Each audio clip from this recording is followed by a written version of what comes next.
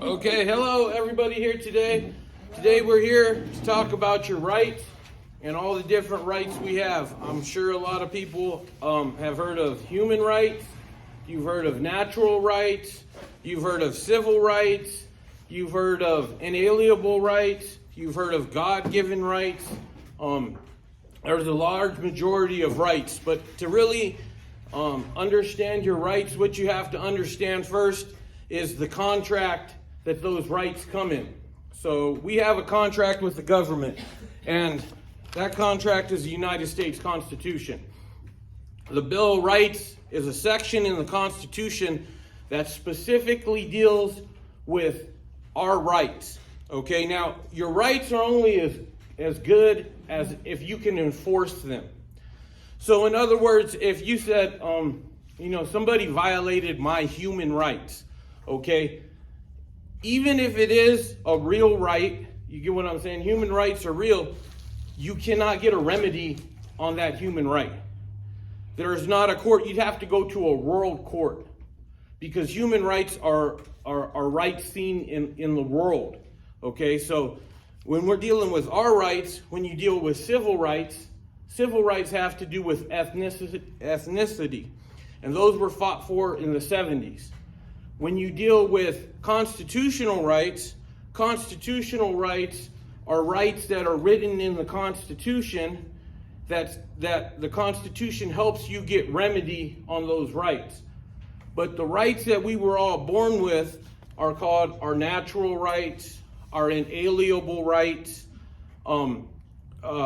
our fundamental rights. That's the one I like the most. So when you're dealing with your fundamental rights, okay, those are rights that God gave you. Whoever you believe in, the Creator, whatever your belief is, it comes from them. The government does not give you any type of rights. Now, this is something that most people do not know, okay? I am the highest form of law enforcement in this nation. You are the highest form of law enforcement in this nation. You can do things that a sheriff can't do. You can do things that an FBI agent can't do. You can enforce the United States Constitution in a federal court. In a federal civil court, you can enforce the United States Constitution. You can enforce the Colorado Constitution in a state court. So even a sheriff cannot enforce both federal and state law. So the important thing to know with your rights is that your rights are only as good as if you first know them. Okay, if you do not know what your rights are, you absolutely have no rights, And the police, if you start saying, hey, you're violating my rights, and you specifically know what right they're violating, they will freeze because they'll know, you get what I'm saying, you know what you're talking about. I'm going to put a link in this YouTube video, and it goes to Carl Miller. And Carl Miller was where I learned the most of my constitutional basics and my rights and everything. And he's off YouTube, and it's a lot easier to do it off video, you know what I mean? So the first thing you have to know is what your rights are, okay? And then once you know your rights don't necessarily match up with the Constitution. You get what I'm saying? There's relevant case law nowadays.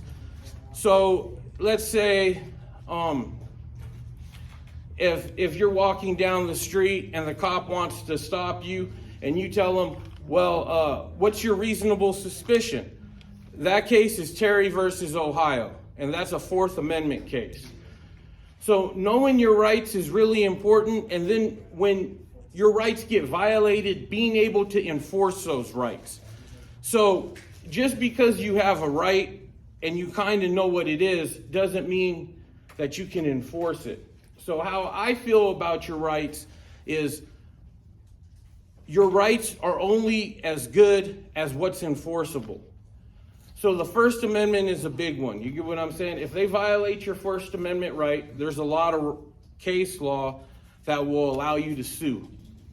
And what you have to do is, we can only sue the government for violation to our rights, okay? This Constitution, and that's why you have to learn about the Constitution, is a contract between you and the government.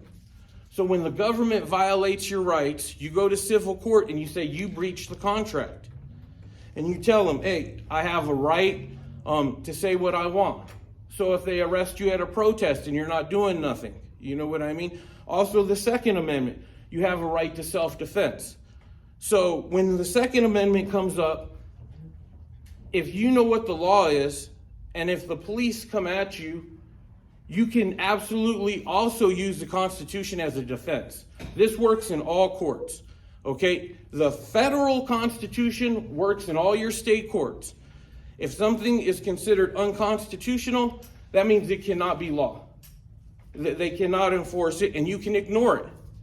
So that's the biggest thing to know, is this Constitution is a defense, but it also gets you remedy. So when you know what the law is, and you know the officer violated the law, then that's how you go. You have to go through a civil process. And that civil process involves first giving that officer notice. Okay, so you want to tell the government or the officer, you want to say, hey, you know, you're violating my rights. Now I'm requesting you pay for the violation of my rights. And I'm also requesting that you stop violating my rights. And you send them a notice, and then the government is allowed, you know, they should reply back. Usually the government won't reply, right? So then that makes your lawsuit ripe. And that means you can go to court because you've tried to work with the government. You get what I mean? And just so you know that I'm just not up here talking, I won a $65,000 lawsuit against Woodland Park Chief of Police. And against Woodland Park when they were targeting a special needs kid. I got on their Facebook. I was critical of them. They ended up removing my Facebook comments, and I'm the only person I've ever seen to get a settlement off of Facebook.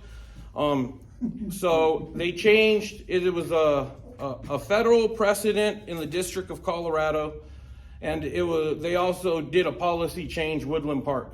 And the chief of police also retired, and I also deposed the chief of police for 6.5 hours. So, and that just shows you I'm a nobody. I look like the plumber, and you know what I mean? Anybody can assert their rights. So after that, and after you give them notice, then you can file your lawsuit.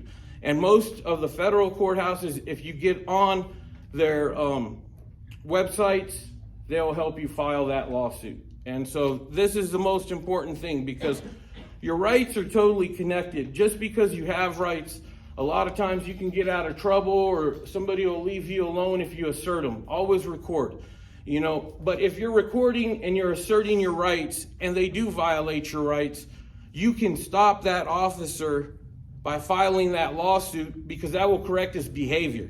So individuals that have never had accountability will now have accountability. And you could stop the next person. And so with my spiritual journey, I don't want what has happened to me in my past to happen to my children or anyone else. You know, we have rights. We have so many rights that the founders made a 9th Amendment that said we have rights that we didn't even write down. So the Bill of Rights is not just the rights that are in the Bill of Rights, enumerated, written. There's also rights out there that aren't even written. And that's how important our forefathers and our framers thought about us. They inserted this contract, and this contract makes us the top level of law enforcement. So that's the most important thing. The next thing is after you give your notice, then you can file your lawsuit. You have to serve your lawsuit upon the government.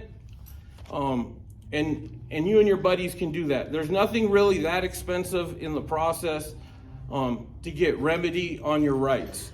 So what I'm here to teach you today is how the contract works, and how the contract works to protect your rights. So the Constitution is the contract, okay, and the First Amendment, you know, says you can say whatever the fuck you want, right? So, but there's also case law involved. So I wrote these on my Constitution. So Houston versus Hill. Specifically, Houston versus Hill says that you can go and cuss a cop out. You get what I'm saying? And that's your right. So when you know Houston versus Hill and you're dealing with any type of police officer, you can say right away, hey man, you need to back the fuck up. You get what I'm saying? You're violating Houston versus Hill. You're being extra critical of me. You get what I mean? And you're videotaping him. Now the good thing about this is if he does violate your rights and you're videotaping him and you already told him the case law, they're gonna find him guilty. And the 1983 claim, the 42 USC 1983, which is the way you rectify violations of your rights. It's a type of lawsuit in federal court. It costs $400. It is the most winning lawsuit in the federal court, Colorado, the district federal court here. I went to magistrates were giving the statistics and I sat there. The average 1983 claim is over $1 million. And they're the most winning lawsuits. So civil rights, there's judges out there and they will absolutely fight for your civil rights. You know, Shuttlesworth versus Birmingham, and that's one of my favorite cases, okay? And what that case says is, and they were fighting for civil rights down there in Birmingham, Alabama, and they were at the lunch counter and they were protesting, and it was a black minister. And they said, you know, they ticketed him and they said, you don't have a permit and you can't be here. And when it went to court, he appealed it all the way to the Supreme Court. What they said is that he was engaged in a protest, and a protest is your First Amendment right. And you don't need no damn permit to engage in a fundamental right. So therefore, right, he could ignore the law. So when have you ever heard any law that says you can ignore the law? But this law right here, Shuttlesworth versus Birmingham, is supreme law. It comes from the Supreme Court. Now, how this contract works is the supremacy clause. Article 6, Part 2, supremacy clause. That says federal law supersedes every law. Municipal law, state law, none of that shit matters. The federal law, specifically the Constitution, supersedes everything. You go to Mayberry versus Madison.